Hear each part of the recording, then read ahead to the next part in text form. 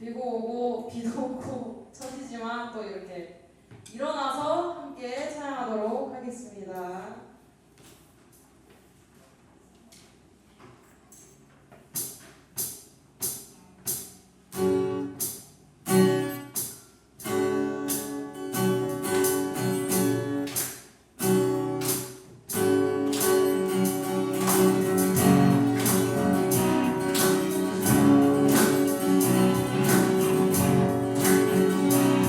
우리 함께 찬양합시다. 주의 이름 높여 주의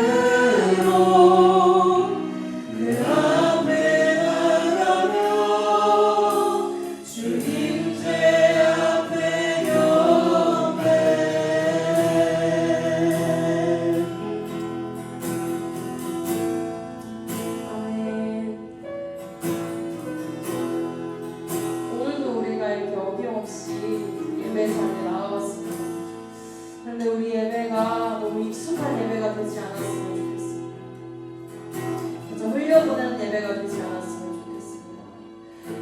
정말 우리가 전심으로 그리고 진심으로 우리 하나님을 예배하고 찬양하는 시간이 되었으면 좋겠습니다. 우리 하나님이 정말 기뻐 받으시는 예배를 올려드리는 우리가 되었으면 좋겠습니다. 우리도 함께 기도하실 때 하나님 나의 눈과 귀와 마음의 문을 열어주십시오. 하나님을 만나는 시간 되게 하여 주십시오. 자, 지난주에 방주에서 배우는 신앙생활 첫 번째 시간으로 방주가 가지고 있는 그 구조의 특징을 이야기했습니다. 뭐 그림 자료지만 여러분 그림을 참고해 주시면 방주는 배보다는 약간 그 상자에 가까운 그런 구조라고 했고요. 방주라는 그 단어는 또 어디에 쓰였다고 했죠? 어디에 쓰였다고 했죠? 아기 모세를 담았던 갈대상자에 쓰인 단어라고 했습니다. 자, 방주에 크게 세 가지가 없습니다. 뭐가 없죠? 방주에 뭐가 없습니까? 동력이 없어요. 동력이 없고, 그죠? 그 다음에 방향을 정하는 키가 없습니다. 그리고 뭐가 또 없어요? 밖을 구경하는 창문이 없습니다. 뭐만 뚫려 있어요? 천장을 향해서 뚫려 있는 뚜껑 덮인 창문만 있습니다.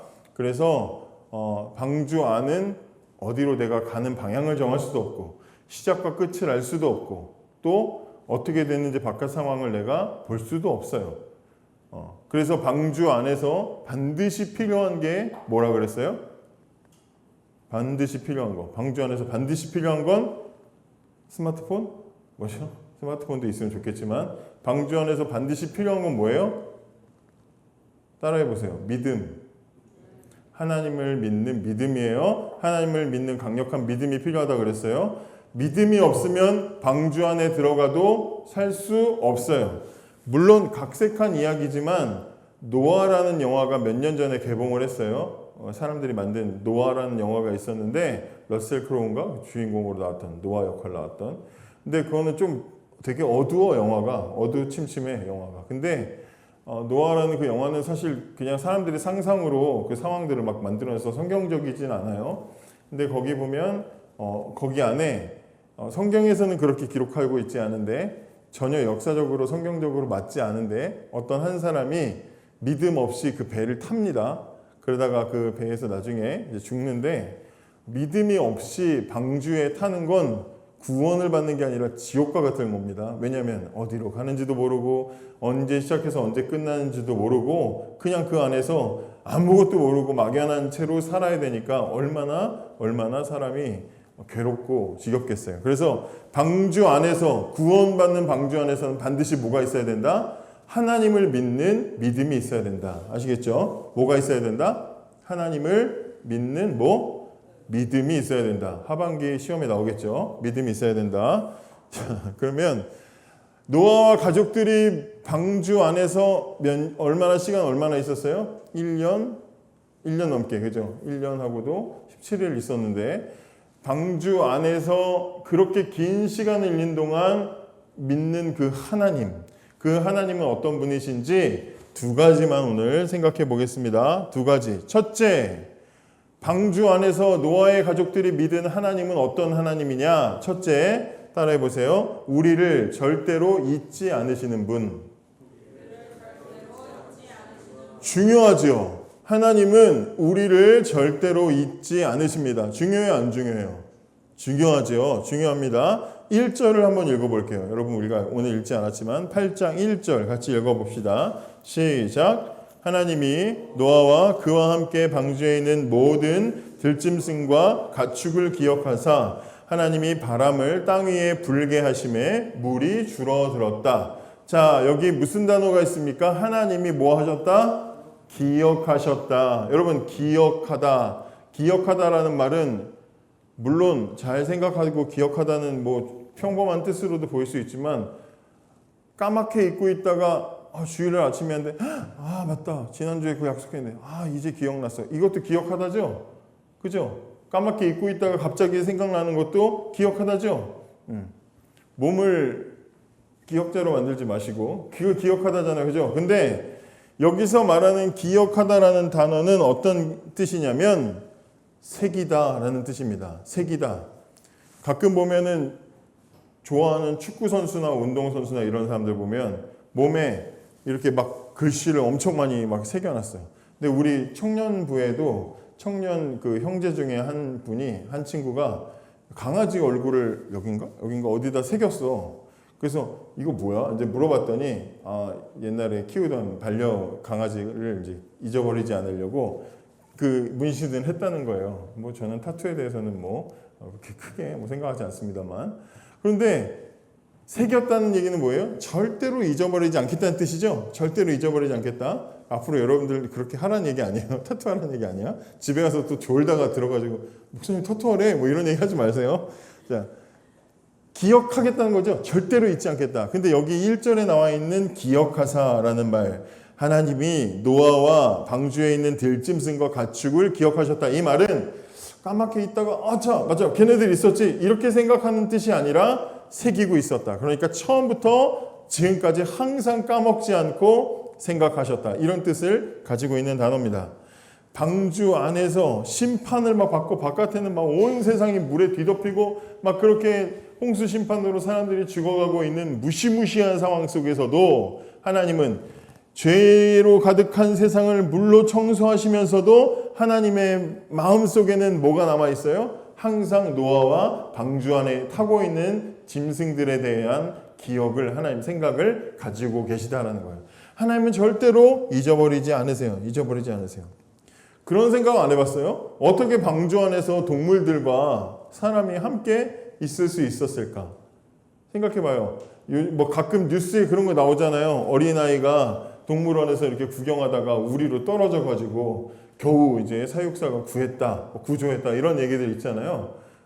동물들이라는 게 그 본성이 갑자기 튀어나오면 어떻게 사나워질지 모르는데, 그런데 어떻게 그곳에 같이 나무로 만든 배에 뭐 철장 이렇게 무리를 만들었다고 해도 뭐 방을 다 만들어 줬다고 해도 나무로 만들었는데 코끼리 같은 애가 조금만 움직이면 다 부서질 텐데, 그런데 어떻게 그렇게 동물들이 거기 있을 수 있었을까?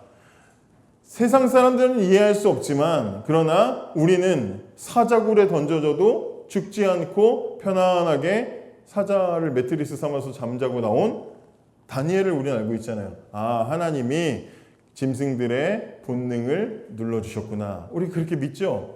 우리는 그렇게 믿어요. 근데 또 뿐만 아니라 과학자들은 이걸 또 어떻게 해석을 하냐면, 동물들은 아마도 그 안에서 그 한 3만 5천 마리 되는 그 동물들이 다 3만 5천 종류 되는 동물들이 겨울잠을 잤을 것이다. 동물들이 가지고 있는 특징 중에 하나가 뭐냐면, 신비로운 특징 중에 하나가 겨울잠을 잔다는 거예요. 아주 더울 때나 아주 추울 때 동물들이 잠을 자는 그런 특성들을 가지고 있는데, 아마 하나님은 그 본능과 그 특성을 사용하셔서 이 방주 안에서 1년의 시간을 지내게 하셨을 것이다. 이렇게 과학자들이 연구를 해요. 그래서 다람쥐 같은 경우에는 1분에 보통 한 150회 정도 이제 이렇게 심장이 뛰는데, 그런데 겨울잠을 자게 되면 1분에 한 4, 5번, 4, 5번 정도 심장이 뛴다는 거예요. 그렇게 체온이 떨어지고 그렇게 몸의 리듬을 완전히 낮춰가지고 거의 죽은 듯이 그렇게 있다가 갑자기 깨어나가지고 또 부족하면 막 영양분을 보충하고 또 자고 그렇게 한다는 거예요. 또 파충류나 이런 애들도 보면, 뱀 같은 애들도 보면 가끔 땅 파다가 막 농사 짓는데 땅 파다가 막 나오기도 하고, 보면 겨울잠 자고 있을 때 있잖아요. 그런 상태로 하나님이 보호하셨을 것이다. 이제 그렇게 연구를 하는 사람들이 있습니다. 자, 어쨌든 하나님은 노아와 그 동물들을 잊지 않으시고 기억하고 계시다. 생각해봐. 방주 안에서 하나님이 동물들의 본성을 매일매일 1년 내내 눌러주시지 않고 어느 날 하나님이 잠시 성령님하고 노시다가 잠깐 까먹었어. 그래가지고 방주 안에 어떡하지? 노아 있었다. 그리고 방주를 딱 보셨더니 그 안에서 막 동물들의 본능이 살아나가지고 다 피투성이 됐어. 그럴 수도 있는 거 아니에요. 근데 하나님은 잊지 않으시고 누르고 계셨다. 게다가 하나님이 노아와 그 방주 안에 있는 동물들을 기억하고 계셨다는 것을 우리가 어디서 볼 수 있냐면 1절에 그렇게 기억하셔서 뭐 했대요? 바람을 불어서 물을 어떻게 했대? 줄이셨대요. 물을 줄이셨대. 지금 뭐예요?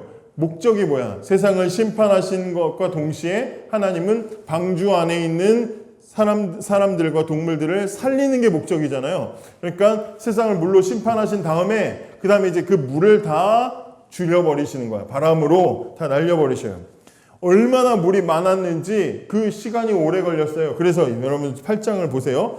1절에 물을 줄이기 시작했고 2절에 비가 그쳤죠. 3절에 물러가고 줄어들고 물이 점점 줄어듭니다. 4절에 산봉우리에 드디어 산봉우리가 나오기 시작했어. 산봉우리에 배가 걸려서 멈췄습니다. 그리고 5절에 보면 물이 점점 줄어들고 쭉 내려가서 14절에 보면 뭐라 그래요? 땅이 드디어 뭐라 그래요?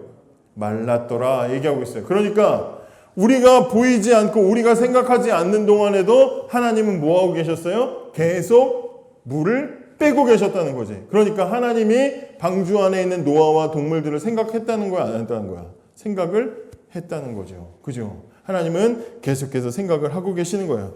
여러분, 우리를 구원하시는 하나님은 구원하실 우리의 이름을 하나님 마음에 새겨두셨어요. 하나님은 이 세상을 만드실 때부터 구원하실 우리의 이름을 다 새기시고 시간이 우리 입장에서는 시간이 수천 년, 수만 년, 수천 년이 지났지만 그러나 하나님은 아직도 잊지 않으시고 우리를 향한 구원의 일들을 하고 계신다는 거예요. 우리는 잊어버렸지만 우리는 까먹을 수 있어요. 우리는 생각하지 않을 수 있어. 시험 기간 되면 잠시 잊어버릴 수 있어요. 그런데 하나님은 잊지 않으시고 계속해서 기억하시고 우리가 인지하지도 못하고 우리의 눈이 닿지도 않는 곳에서부터 하나님은 물을 줄이듯이 우리를 향한 구원의 작업을 계속해서 하고 계신다는 거예요.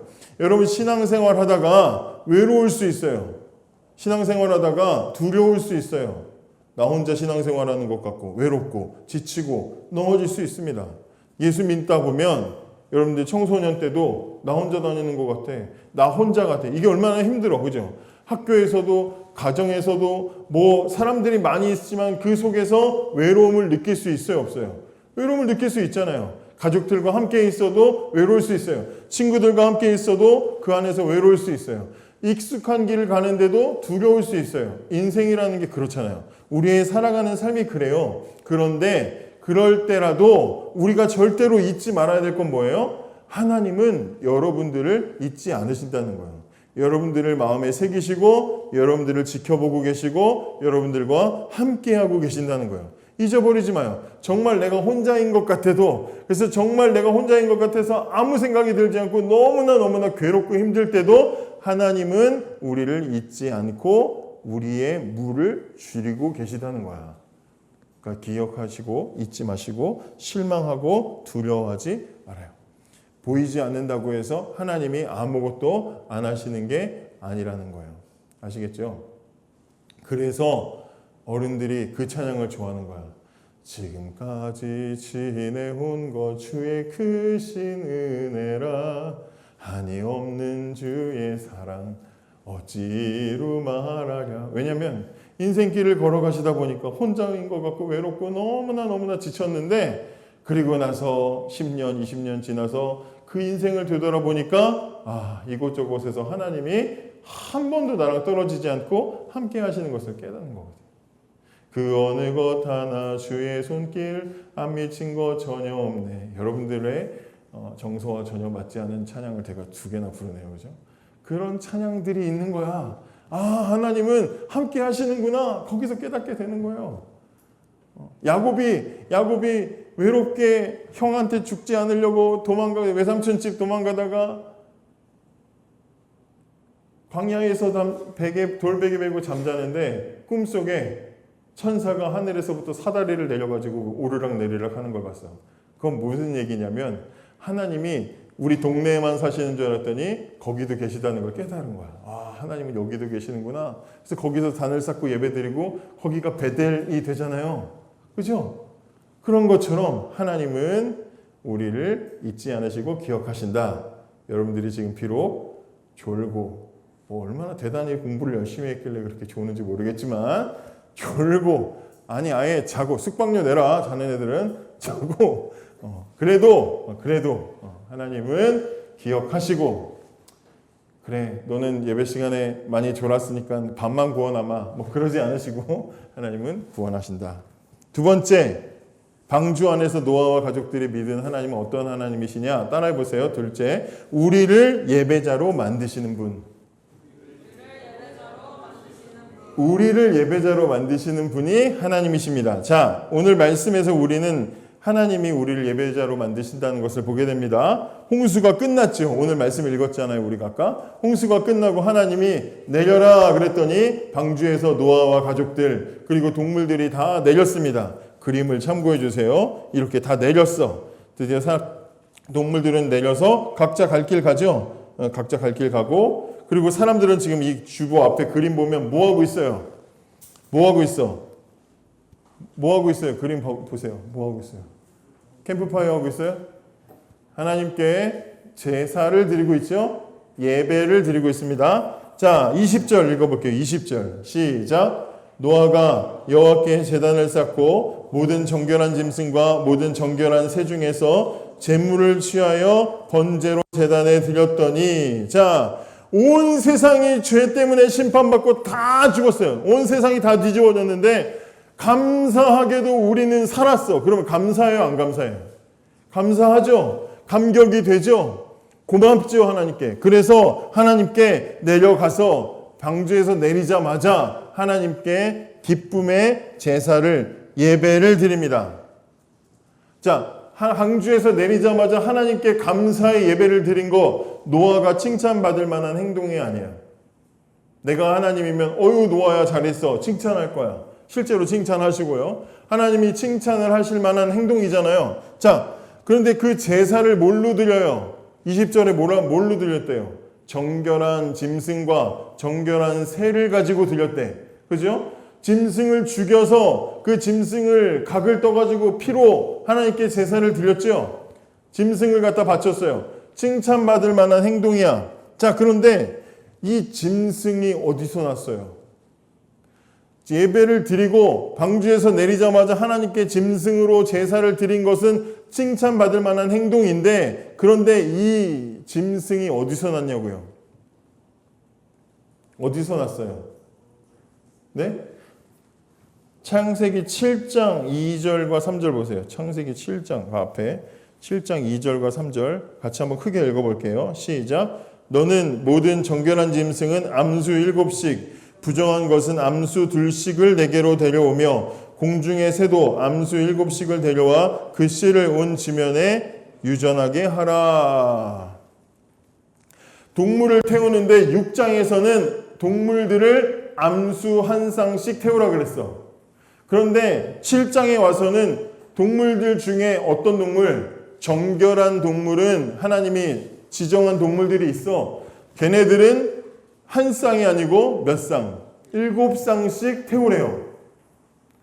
그때만 해도 노아는 뭐지? 왜? 이랬을 거 아니야. 왜?